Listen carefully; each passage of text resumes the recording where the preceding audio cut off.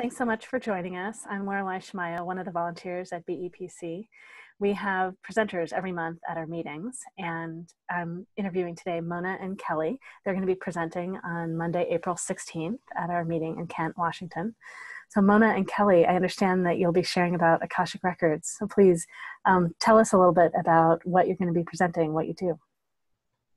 Well, Lorelei, we're trying to introduce people into the concept of Akashic Records, what they mean, what they can do for an individual. We're trying to inspire people to realize that they themselves can access their own Akashic library, the energetic library of the universe, where all of our past lives and present life experiences are recorded, and ask important questions for themselves about what their life issues are, what's important to them now, and try again to inspire them to come to our workshops and to be able to learn themselves how to access this valuable piece of information about their souls. It's great. And what part of all that do you imagine you'll be sharing on Monday at the presentation? Are there exercises that you'll take people through, or what would that be like? Let me answer that. Well, we're going to do some exercises, but tell a lot of stories. We're going to be sharing our own personal feelings and our personal growth from using the Akashic Records. And it's just been amazing for both of us in different ways, in different areas. And my personal way has been with family relationships and not being the spinning gerbil that I was for so many years of my professional life. And how did I stop that? Asking the records gets amazing information that you just have no idea that you have access to. So we're going to be sharing a lot of stories and then trying to relate it to our participants as far as what kind of stories would they like to share, trying to get the Akashic Records to work for them.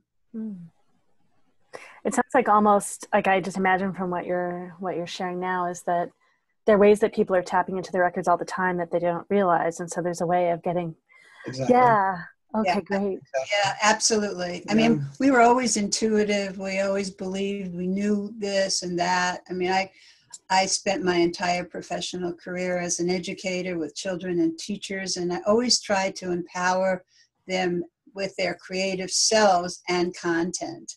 So this is giving me the opportunity to use my professional love of teaching with this content, if you want to call it content, but it's just the knowing of themselves that everybody can do if you practice. And we're going to emphasize that. It's not one time you do that, this doesn't work for me. Build the faith that people can do it. And not only that, it's their right to do it. And we're looking to inspire people to believe that this is possible. My experience with the records has actually been a lifetime experience, unbeknownst to me. Some years ago, I was introduced as part of a psychic reading to the idea that I used Akashic Records, and I didn't even know what she was talking about, and asked her to spell the word for me. I subsequently looked it up, and 6 or 8 months later, picked up some books, and one of them led to a book to a teacher. The teacher led us to Guatemala a couple of times for 4 weeks of education on how to read Akashic Records for ourselves, how to read other people's records, and eventually leading us to teaching how people to read their Akashic Records. But what really inspired me was the realization I had been doing it all my life and I just didn't know it. And I'm realizing that I'm not that exceptional, so why not the ordinary person being able to do it? And building that faith is one, and the doubt, overcoming the doubt is one of the chief components of anything that you do in life. And so part of our focus is to inspire people to believe that they can do it. And one of the mantras that we learned and we have is love is the strongest medicine. And, with our political, we're not going to get into that, a whole society situation, thinking that love is the strongest medicine really has helped me, as well as other people that I know, to get through many of these hard times that we're facing right now. You enter the Akashic field through compassion and love. It's love energy. So when you're in the Akashic field, you're in the field of love. How does it get any better than that?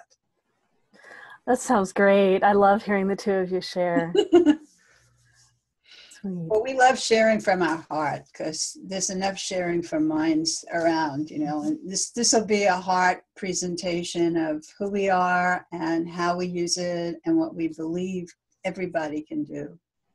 Great. I know a moment ago too, we were talking about malas. Are there some way that the malas fit into the way you have people practice, or? Well, we talk about different parts, different things that malas can do. We talk about grounding, and we have malas that help people ground.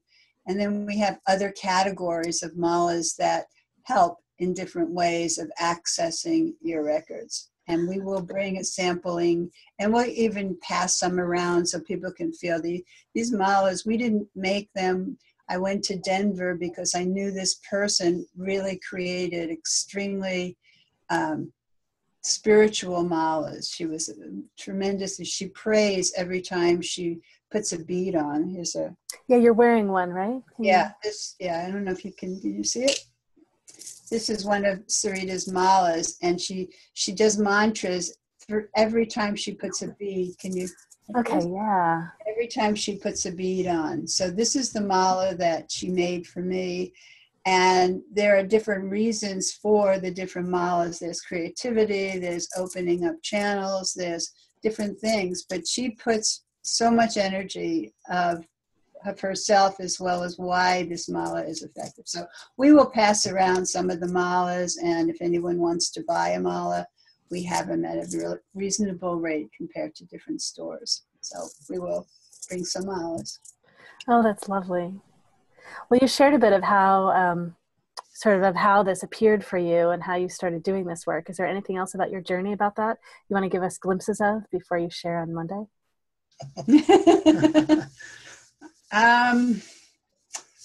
Let's see.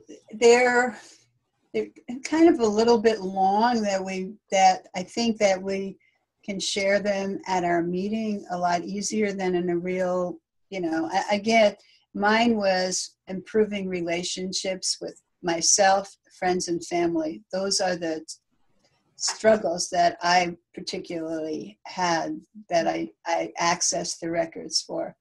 And I mean, some people want to know their history. Some people want to know who is this person in a past life, because we do a lot of readings as well as teaching people how to read their own records. And it's amazing. After a reading, they come away empowered. Wow, that's why this is happening. That's why this. And it's true, and it's great. And it's great to go to a person who does readings as a profession or as a service, or however you want to look at it. But we also feel that people can do it themselves. So that's both ways. We also do an energy technique called access bars, and it just flows energy. And I learned it, in fact, when I lived in Florida, like in 2005. So it's been around quite a while, and it's been here and there, and it's finally coming to the Northwest. But that's really fun to release energy with people too. So that's. The Akashic record work is about removing obstacles to your life, energy blocks that we store in our DNA. It's really DNA work. And we're trying to release the DNA. We've heard times where most of our DNA is asleep. Well, the Akashic world is trying to help us open our DNA to be in touch with our higher souls. Our higher soul is something that we can't embody into this body in this incarnation. And we're really trying to rewire ourselves to talk to ourselves. In essence, using the Akashic library as a conduit to understanding our own selves, where we came from, what our purposes are in life, is really exciting work. And for me, it's just changed my life. It's given me a different tool on my toolbox. But mostly it has helped me evolve as an individual to have more experience of the spirituality of our existence, which should be a natural part of our existence. It's great. I'm excited and looking forward to the presentation. So just a reminder for everyone again. So that's on Monday, April 16 at Denny's in Kent. It's at 1246 Central Ave North, Kent. We have a meeting from 5:30 to 6 for BEPC. It's the nonprofit organization. And then your presentation will be from 6 to 8 p.m. I want to remind everyone also that we've got our expo coming up on June 23. It's a full day with 100 different vendors. If you would like to participate and share your own work, please do join us at bepcweb.org, and also come join us and see all the practitioners that day. Well, thank you so much, Mona and Kelly. I look forward to seeing you on the 16th. Thank you. Thank you. Look forward to seeing you too. Thank you.